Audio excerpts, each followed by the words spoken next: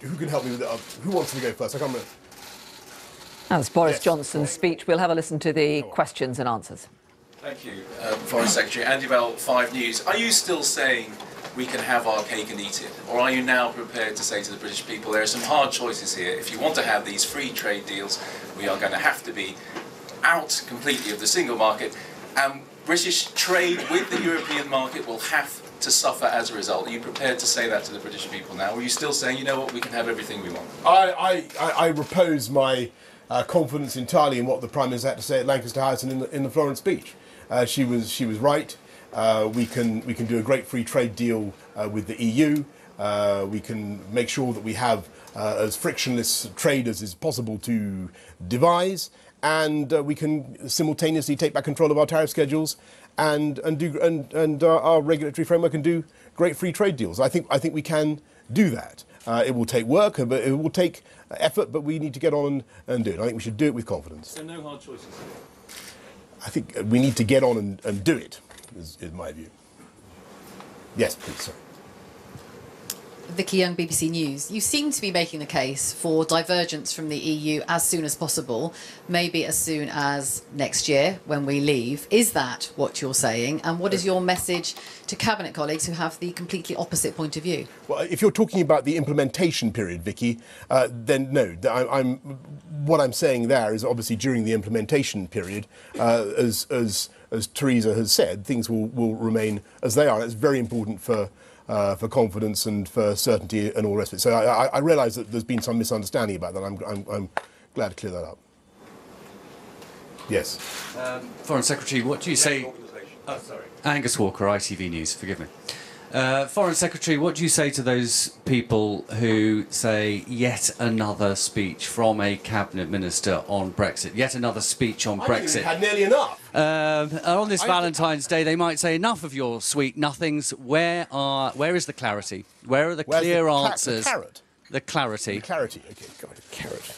Carrot. Enough of your sweet nothings. Where's the clarity on the key questions from citizens, workers and businesses, the practical solutions to the pile of valid questions that Brexit brings forth? Well, as I say, I think you have an abundance of clarity in the Prime Minister's Lancaster House speech. It's there in Florence. What I'm trying to address is a feeling that I pick up talking to people in the street, in my constituency and elsewhere, that they're not getting the message from loudly. I know you've had enough speeches on Brexit, and I apologise if this is yet another Brexit speech, but we've got to get over the positive agenda. And I think there is a great positive agenda. We need to get out there and explain it. And it can be good for carrots too.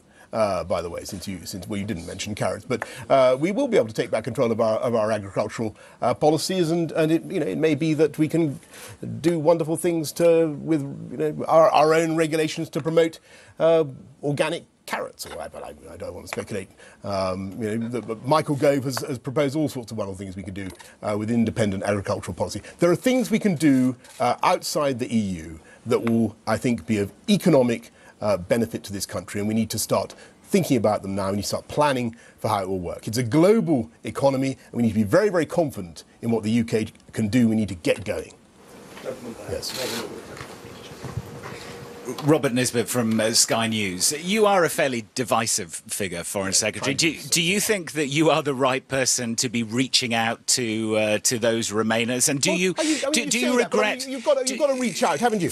You can say that. It's all very well you're saying that if you don't, then people are going to say you're ignoring them, and or that you don't care, and that you're not trying. But some of the language you have used has been quite inflammatory towards some of the Remainers. Has it? Well, supine protoplasmic invertebrate jellies, for example. That was about the London Assembly.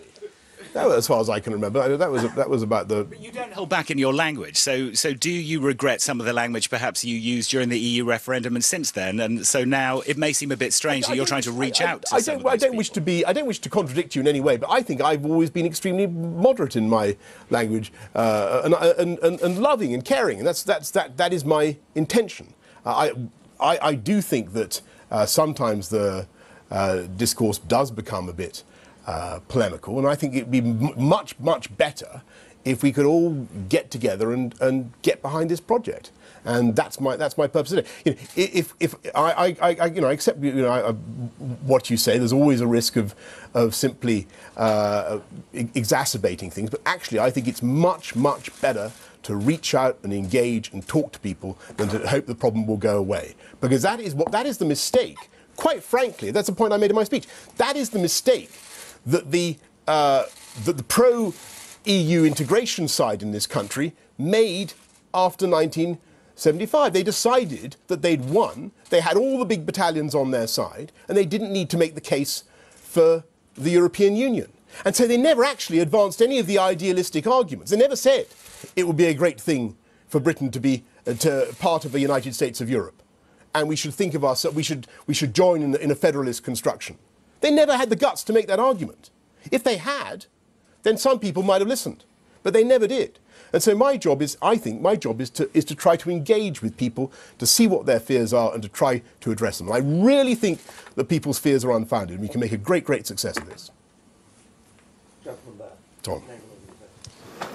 Tom Newton-Dunn from The Sun. Foreign Secretary, you've clearly set yourself against any agreed alignment with the EU after Brexit. I presume that also means on manufactured goods. If the Cabinet, however, decide they will do that, will you make your own offer of solidarity and unity today and guarantee you won't resign from the Cabinet this year? Well, Tom, look, you know, we're all very lucky to serve, and I'm certainly one of those. But I think the point you make about alignment is a very good and a very interesting one. It's all about voluntarism. It's all about who decides. You know, of course, when it comes to EU standards for washing machines or hair dryers or vacuum cleaners or whatever, it may very well make sense for us to remain in alignment as a matter of choice, something we elect to do, and that, you know, I'm sure there are many, for the purposes of supply chains and so on. There are many businesses who understand the need for that. But I don't think we should necessarily commit, as a matter of treaty, that forever and a day we are going to remain locked into permanent congruence with the EU. I mean, that doesn't seem to me to be a sensible thing to do. If you're going to come out, then you might as well take the advantages of difference. And as I said in my just now, you know, there may very well be occasions in which a lobby group on the continent, I mean, and if you talk to James Dyson about his vacuum cleaners, he'll make this point to you. They decided to vacuum cleaners more than 900 watts, I think it was, should not be allowed. He made as I understand, look, I'm not a great expert on vacuum cleaners, but he made a pretty powerfully sucking vacuum cleaner, and the EU decided that they didn't want it. And, you know, there may be good arguments, good environmental arguments against such products. But what we shouldn't allow, but we are at least round the table to make the case. And what we shouldn't allow is, when we're not round the table, for new regulations to be imposed in a way that we can't contest. I think that would be peculiar. I think it'd be anti-democratic and very hard to justify. Gentleman there at the back, name and organisation, please. Yeah. Sorry.